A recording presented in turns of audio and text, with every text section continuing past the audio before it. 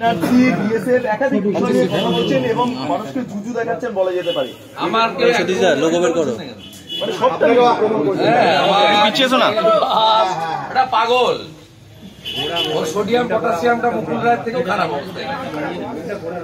বিয়ান্দা লোগোটা ধরে নাও না। ক্যাগ রিপোর্ট মিথ্যা বলছে দাদা, ভুল বলছে। 2003 সালে ক্যাগ রিপোর্ট যদি ভুল হয় বিধানসভায় প্লেস করে ডিসকাশন করেননি কেন? এই মুখ্যমন্ত্রী একটা চোর, চোরেদের না, এবং উনি ক্যাগ রিপোর্ট বিধানসভায় প্লেস করে ডিসকাশন করুন। আমি তো বলবো গভর্নরের উচিত ক্যাগ রিপোর্টের জন্য ডাইরেকশন দেওয়া। সেই কংগ্রেসকে বিরোধিতা করছেন, বলছেন ক্ষমতা থাকলে উত্তরপ্রদেশে অসংখ্য কথাবার্তা বলেছে। আমি রাহুল গান্ধীজিকে বোকা বলতে গেছিলাম, তার কারণ ছিল তিনি আটাকে কেজির বদলে লিটার বলেন, এয়ারপোর্টে সবজি বিক্রি করবেন বলেন, তারপরে তিনি স্টোভের উপরে কয়লা দিয়ে এগুলোকে আমি বলছিলাম যে 54 বছর বয়স হলো, এতবার সাংসদ, এবারে ম্যাচুরিটি রাখা উচিত। এবারে চলতি কথায় আমি যেটা বোকা শব্দটা আমাদের এখানে গাঁগঞ্জে চলতি কথায় বলে ফেলেছিলাম, তাতে যদি কেউ আঘাত পান কথা, আমি কিন্তু সে উদ্দেশ্য বলি। কিন্তু আপনারা যে মমতা ব্যানার্জির হয়ে জয়রাম রমেশ এবং মল্লিকার্জুন খাড়গেরা মমতার কার্যত পায়ে পড়ে যান, আর মনু সিংবিরা যেভাবে চোরেদের বাঁচানোর জন্য উঠে পড়ে লাগেন। আজকে তো রাহুল গান্ধীকে বিড়িখোর বলেছে। আমি আশা করব আমার বিরুদ্ধে যেমন এফআইআর করছিলেন আর মিছিল টিছিল বের করছিলেন, কাল থেকে মমতার বিরুদ্ধেও এটা করবেন। মমতা আজকে তিনি বিড়িখোর বলেছেন। এই রাহুল গান্ধীর বাবা যদি না থাকতো, এই মমতা ব্যানার্জিকে কেউ চিনত না। রাহুল গান্ধীর বাবা স্বর্গত রাজীব গান্ধী এই মমতা ব্যানার্জি একটা লোক তাকে চিনিয়েছে। এ তো বেইমানি রন্ধ্রে রন্ধ্রে। আর যখন ফ্যা করে ঘুরছিল 98 সালে, তখন অটল বিহারী বাজপেয়ী না থাকলে রাস্তায় ঘুরতে হতো।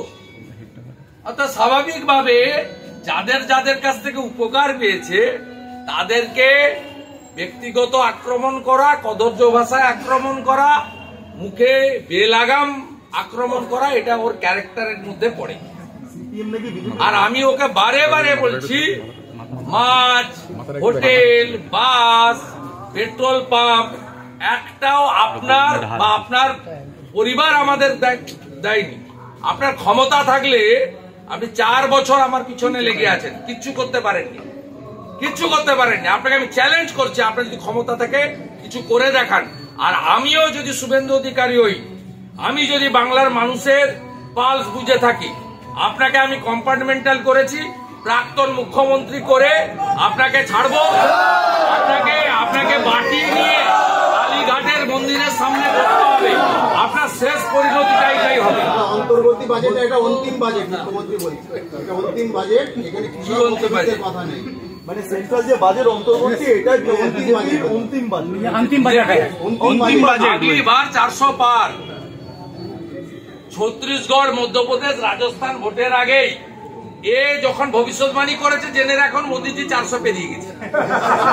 এ ফুটবল নিয়ে গেছিল কিরণময় পাল্লায় পড়ে আপনার উত্তরপ্রদেশে গিয়ে এতগুলো চন্দন মাথায় লেপেছে বেনারসিতে, এরকম করে 2 হাত দিয়ে চন্দন ঘেটেছে, ঘেটে দুধের বালতি ঢেলেছে, দিয়ে যতগুলো সিটে প্রচার করেছে মুলায়মের ব্যাটার হয়ে, সবগুলো সিটে হেরেছে। তারপরে এ যেখানে যাবে হারবে। আমি আপনাকে বলে দিলাম, এই ছত্তিশগড়, রাজস্থান, মধ্যপ্রদেশের আগে বলেছিল ये तो सेमीफाइनल है, आप हरा दीजिए बीजेपी को, हम लोग मोदी को हटा देंगे। না তো ছত্তিশগড়, মধ্যপ্রদেশ আর রাজস্থানে সেমিফাইনালের ফল তো সবাই জানে। মমতা ব্যানার্জিকে বলবো, ক্ষমতা থেকে বারাণসীতে গিয়ে মোদিজির বিরুদ্ধে লড়ুন না। আপনার কত দম আছে বলবো। মোদিজি অনেক বড় ব্যাপার, আমার সঙ্গে লড়াই যে পারেনি সে মোদিজির সঙ্গে। সিপিএম নাকি বিজেপির বন্ধু, আজকে মুখ্যমন্ত্রী অভিযোগ করছেন সিপিএম নাকি বিজেপির বন্ধু। এ উল্টো পাল্টা কথাবার্তা বলে। হ্যাঁ, বিজেপি নরেন্দ্র মোদী করে, ওই জন্য যাদবপুরের অ্যান্টি ন্যাশনালদেরকে উনি পুষে রেখেছেন। যাদবপুরের টুকরে টুকরে গ্যাংকে প্রো পাকিস্তানিদের উনি লালিত পালিত করে ওখানে খাইয়ে রেখেছেন। আমার বিরুদ্ধে এফআইআর করার জন্য যাদবপুরের ওসি হাইকোর্টে যায়, আর আমার গাড়ি আক্রমণ করতে আসে মাওবাদী নাম নিয়ে, তাদেরকে মুখ্যমন্ত্রীর ফোনে রাত্রে ছেড়ে দাও। কে কার বন্ধু সবাই জানে। কংগ্রেসকে বলছে 42টাই চাই, ক্ষমতা থাকলে উত্তরপ্রদেশে যাক না, পশ্চিমবঙ্গে কেন র্যালি হয়? পশ্চিমবঙ্গে কেন এসেছে র্যালি করতে? কংগ্রেসকেই দিন। কংগ্রেসের লোকরা তো যেমন অধীর চৌধুরীরা বহরমপুরে এসে বিপ্লব করে, আবার দিল্লিতে গিয়ে পয়লা ভাইপোর সঙ্গে মিটিং করে। 4 বার সোনিয়া গান্ধী, রাহুল গান্ধীরা মমতা ব্যানার্জির সঙ্গে ইটিং ফিটিং সিটিং করেছে। পাটনায় করেছে, বাঙ্গালুরুতে করেছে, মুম্বাইতে করেছে, সম্প্রতি দিল্লিতে করেছে। এর উত্তর ওই কংগ্রেসীদেরই দিতে হবে। আমরা ভারতীয় জনতা পার্টি পশ্চিমবঙ্গে ডবল ইঞ্জিনের পক্ষে লড়াই করছি। পশ্চিমবঙ্গের মাটিতে স্বাধীনতার পরে কংগ্রেস টেস্টেড এবং রিজেক্টেড, লেফট ফ্রন্ট টেস্টেড এবং রিজেক্টেড, টিএমসি টেস্টেড এবং কার্যত উডবি রিজেক্টেড, কিছুদিনের মধ্যে রিজেক্ট হয়ে যাবে, কিন্তু বিজেপি নট ইয়েট টেস্টেড।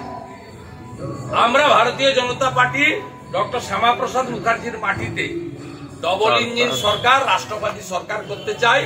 যে সরকার সুরক্ষা দেবে, সুশাসন দেবে, যে সরকার বেকারদের হাতে কাজ দেবে, যে সরকার রামরাজ্য দেবে।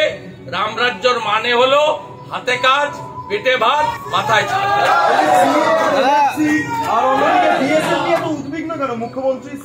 ওনার কাছে খবর আছে যে সিএ পোর্টাল চালু হতে চলেছে। আইন তো আগেই হয়েছে, রুল ফ্রেম হয়ে গেছে। ফেব্রুয়ারি মাসেই এক্সিকিউশনের দিকে যাচ্ছে ভারত সরকারের গৃহ মন্ত্রণালয়। এবং যারা হিন্দু বাঙালি বাংলাদেশ থেকে ধর্মীয় কারণে উৎপীড়িত হয়ে এসেছেন, যেমন আমার মাকে বরিশাল থেকে তাড়িয়ে দেওয়া হয়েছে, ঠিক এইভাবে যারা বাঙালি হিন্দু বাংলাদেশ থেকে খেদিয়েছে, ওরা এক কাপড়ে পালিয়ে এসছে, তাদেরকে সহ নাগরিকত্ব নরেন্দ্র মোদীজির কমিটমেন্ট, অমিত শাহজির তৈরি করা আইন কার্যকর হতে চলেছে।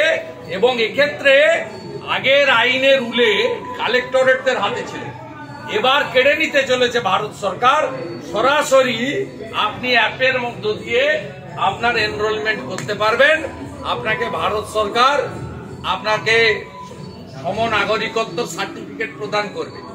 এটাতে আতঙ্কিত মমতা বন্দ্যোপাধ্যায়, কারণ পশ্চিমবাংলার 2 কোটি বাঙালি হিন্দু, তাদের 1945 সাল থেকে কেপি ঠাকুরের নেতৃত্বে যে লড়াই, সেই লড়াই সফল হতে চলেছে এই ফেব্রুয়ারি মাসে। এর থেকে বড় প্রাপ্তি কিছু নেই। তাই মমতা ব্যানার্জি আতঙ্কিত যে আমার সিটগুলো সব গেল, আমার সিটগুলো সব গেল। আর এখানে 35 হওয়া মানে পরের দিন মমতা ধপ, তারপরের দিন বিজেপি সরকার। দাদা বলতে রেলে যা প্রকল্প সব মমতা করেছে এবং সব মেট্রোর কাজ উনি করেছেন। করেছে মমতা।